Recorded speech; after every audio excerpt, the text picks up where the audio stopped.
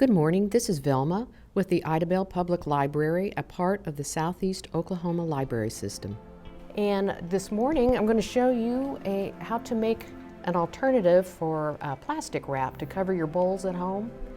And we're going to use beeswax. It's a natural, and this is what I bought here. As you can see, I happen to have to get mine online. I bought it from Amazon. We didn't have any here locally. And this is the pelleted. This is all natural. It's also, antibacterial. So it's good to use on food items. And the items you are going to need is an iron. And I've got this set a little high. I'm going to turn it back down. Put it on light or medium. And I'm using a cookie sheet, an old one, an old towel, and you'll need some wax paper. Now the type of fabric you're going to need to use will be 100% cotton, and the thinner the better.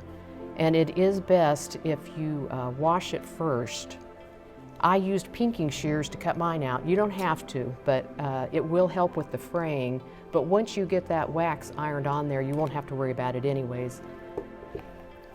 Okay, now to begin with, I'm going to put a sheet of wax paper on, and I'm reusing this. Put your fabric on there.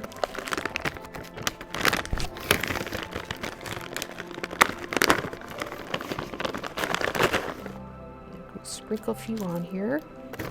And you can tell while you're doing it about how much you'll need. You can always add to it, and any excess will just go off the side. It won't hurt a thing.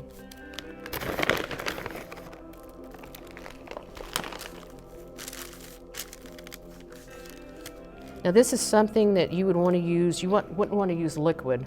It's not going to be like sealed tight. But if you've got leftovers or potato salad or something like that, it would work. I'm going to go with that there. You can also wrap apples with it or cheese, just like you see in the store.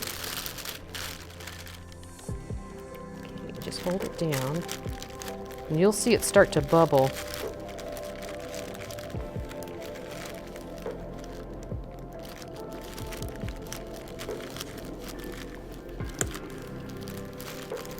As you can see, it's going off the side of the fabric.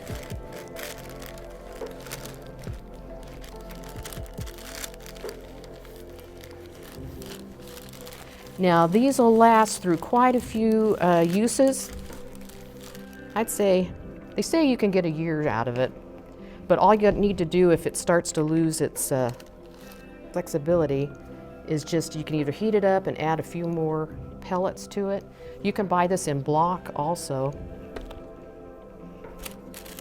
and just use a cheese grater and grate it. And just peel it off. I'm going to let it cool for just a minute.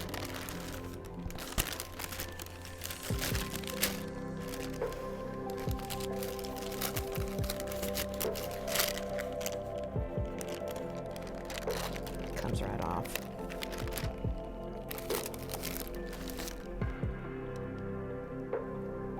And when you do them, you might want to do more than one at a time. I've got another one here, and just put it right back in there, and you can reuse that wax. Let it dry a little bit, and just let it air dry. I'll do another one, and then I'll show you how that works to seal your bowl.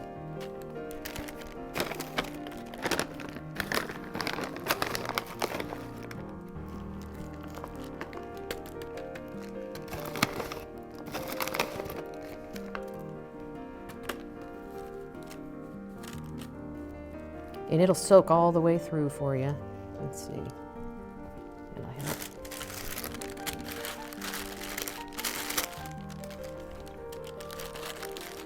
Now, if you've got a flat bottom iron, it would be great. I couldn't find one anywhere. This one's one I've just dedicated to craft stuff, but it actually cleans up really well, even though it's got those holes in there. I took a Q-tip and got the rest of the wax out.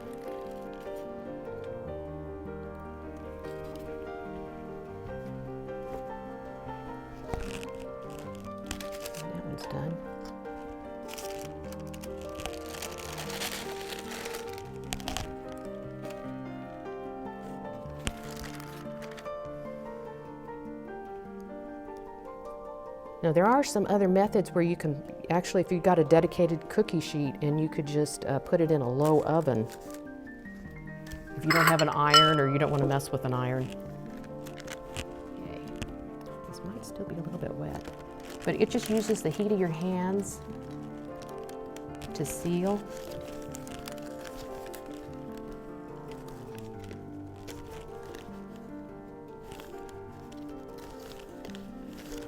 And just cut it to whatever size. You can make square ones if you've got something you want a square brownie pan or something you need to cover. And there you have it. Let's see, there's one for our little one. It's cooled enough too. And you can get matching fabric if you want. You could use these for gifts, or if you've got an old shirt you like that's made of cotton and you don't want to throw it out, just cut it up and repurpose it. It really does give you a nice seal. And that's our craft for today. Thank you very much.